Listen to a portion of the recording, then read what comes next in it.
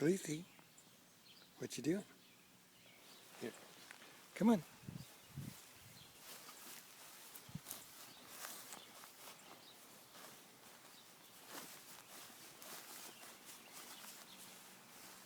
Oh, good dog.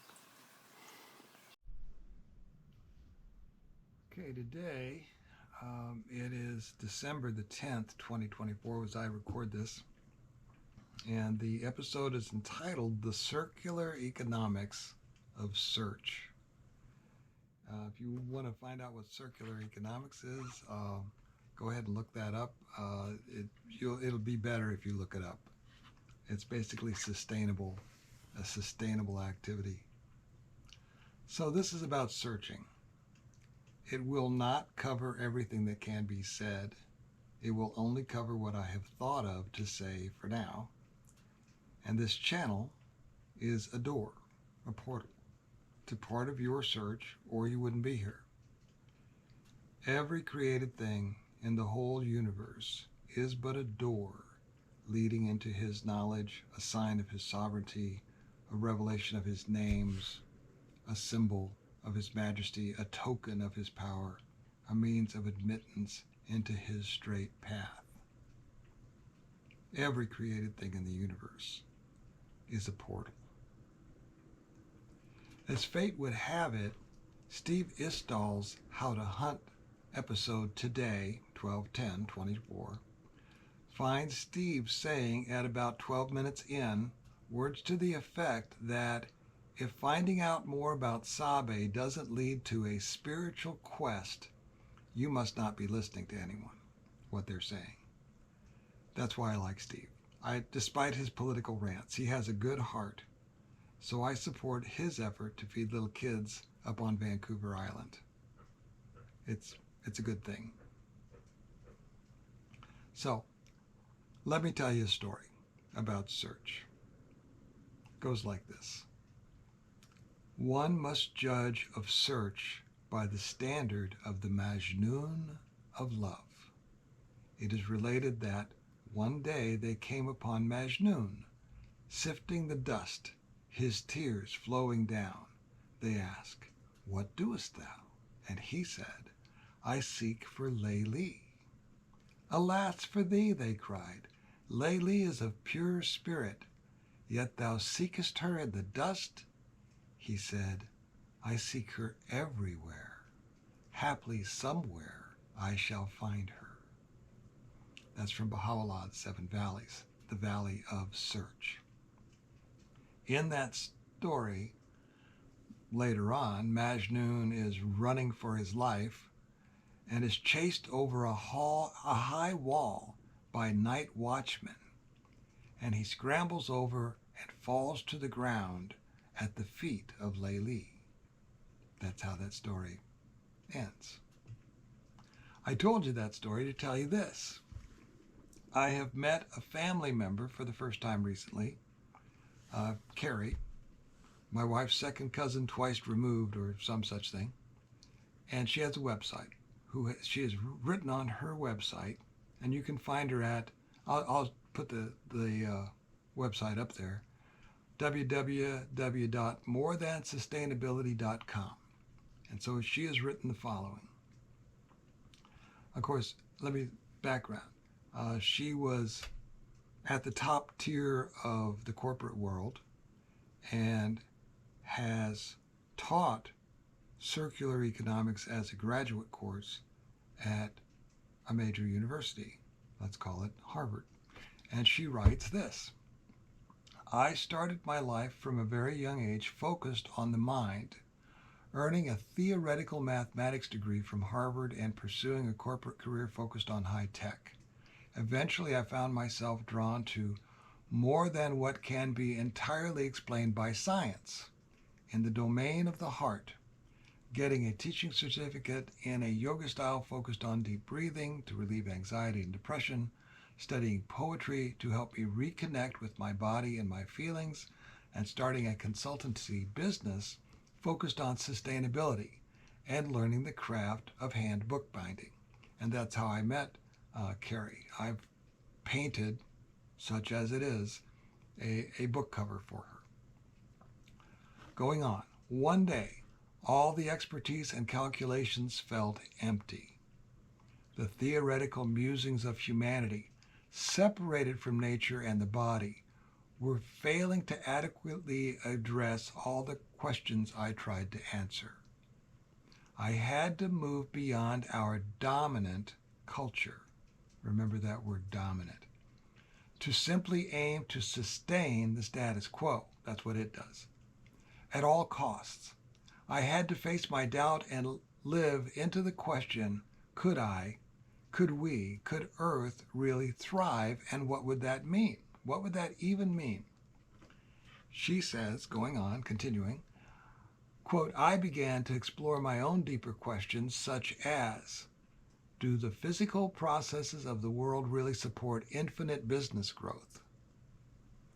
How does the mindset of scarcity as opposed to abundance shape the world we live in? Related to that, are there beliefs that cannot be proven or even are not technically, factually true that actually influence how we engage with the world and in turn changes it for the better? Wow.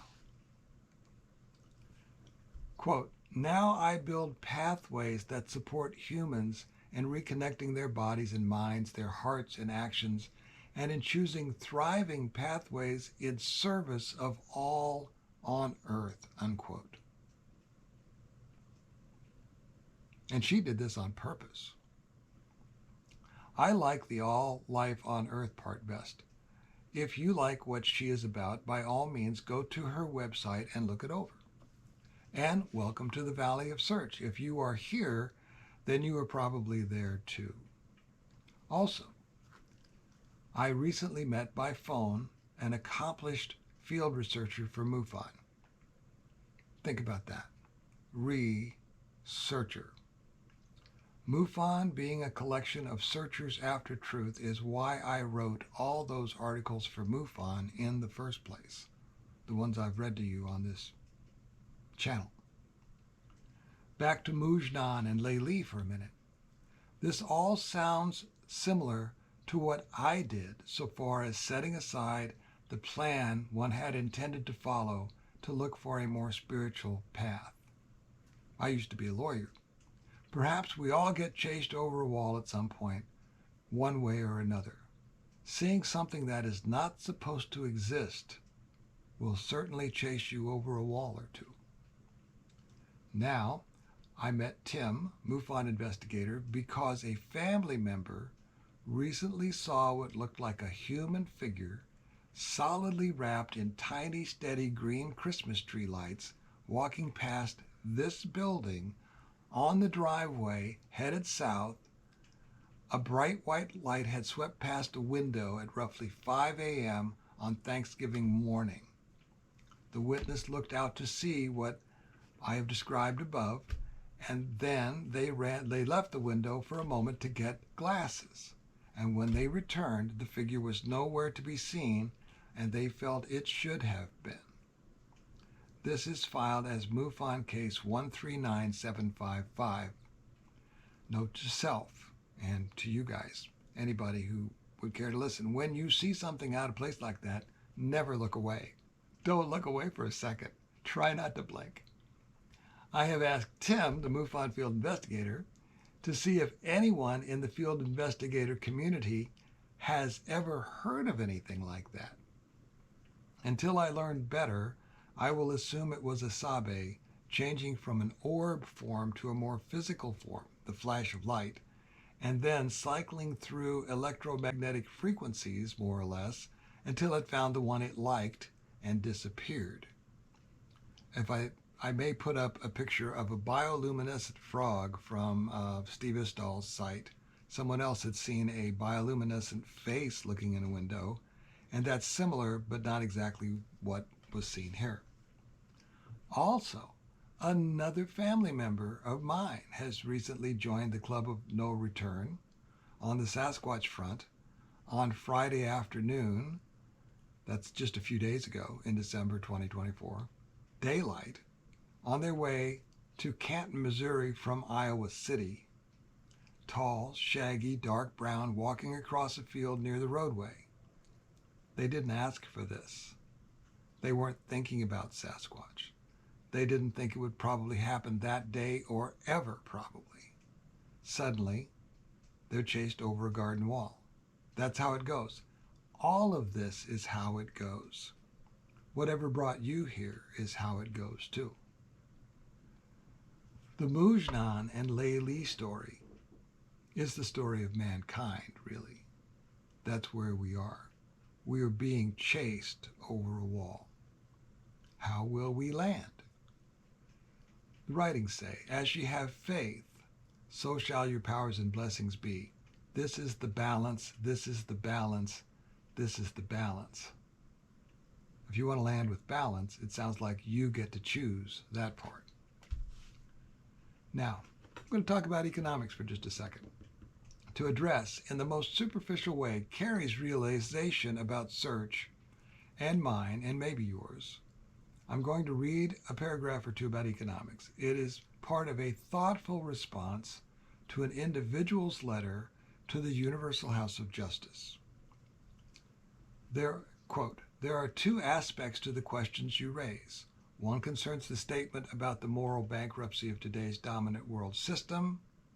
That would be that emptiness part that Carrie mentioned. And the other, and there's the dominant world system. That's, I think, what brought me to this, thinking about this particular quote. And the other is related to the validity of economic theories that embrace capitalism. Quote, this goes on to say a bunch of things, and then it arrives here at this paragraph.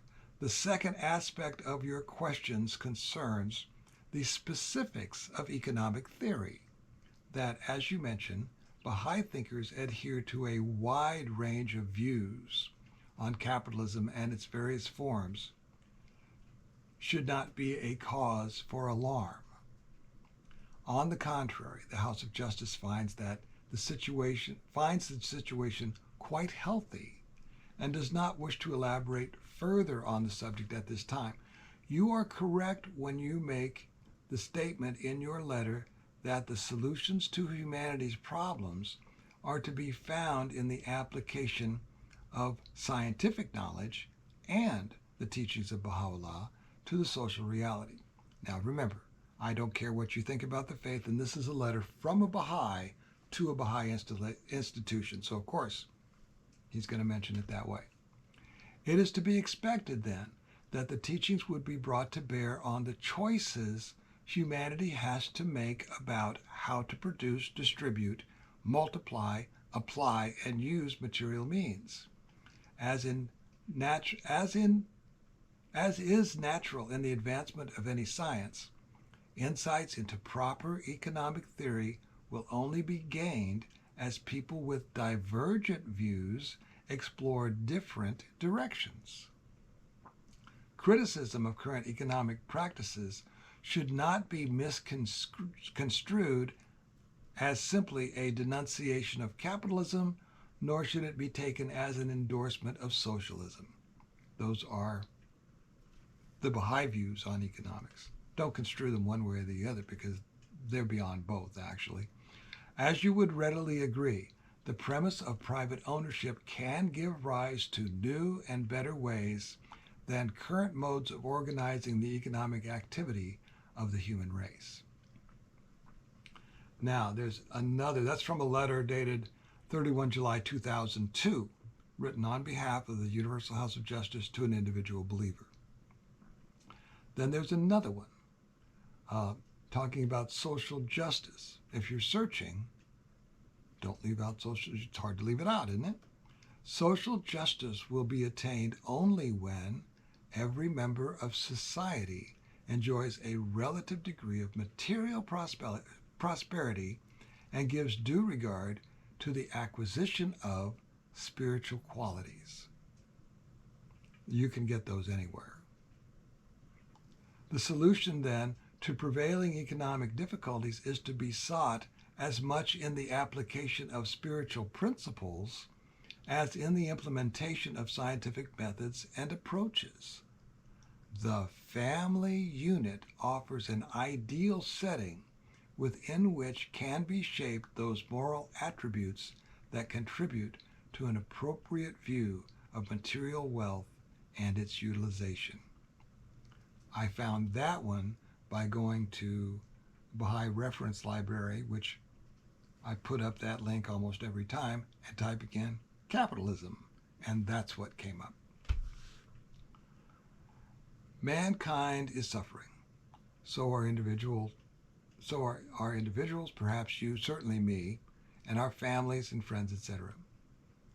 I found this about suffering. The principal cause of this suffering, which one can witness wherever one turns, is the corruption of human morals and the prevalence of prejudice, suspicion, hatred, untrustworthiness, selfishness, and tyranny among men. It is not merely material well-being that people need. What they desperately need is to know how to live their lives. They need to know who they are, to what purpose they exist, and how they should act towards one another. And once they know the answers to these questions, they need to be helped to gradually apply these answers to everyday behavior. That is from a letter from the Universal House of Justice to the Baha'is in Italy, 19 November 1974, and it was again used in a letter to Baha'is in the United States, including me here in Illinois, this month.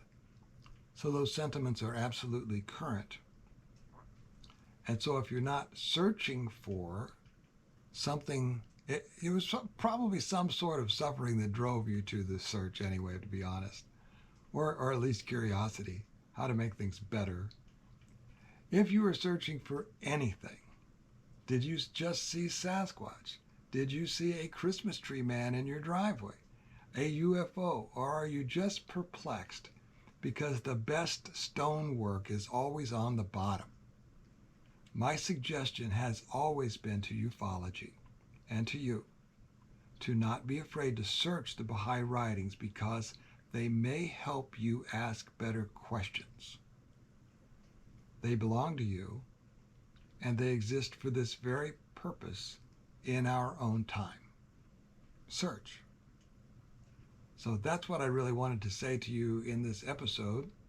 It's about search and circular economics, and a family member just seeing a Sasquatch, a new family member, just finding a new family member, and we've had a sighting here on Thanksgiving that we filed a MUFON case about. It's all tied together. So if you're searching, careful what you wish for. And thanks for being here. I'll see you next time.